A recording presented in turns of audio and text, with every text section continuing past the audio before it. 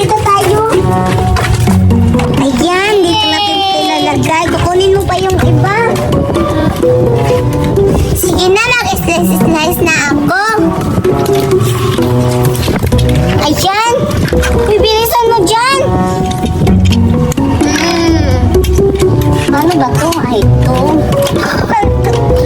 Sabi ko, wag mong kainin. Wag mong kainin yan. Nagugutom na ako, ate. Tiisin mo na lang. Sige na, gumawa ka na dyan ng slice. Ako rin, nagugutom na. Ayan. Tapos na ako mag-slice. Tingnan mo, may lalabas.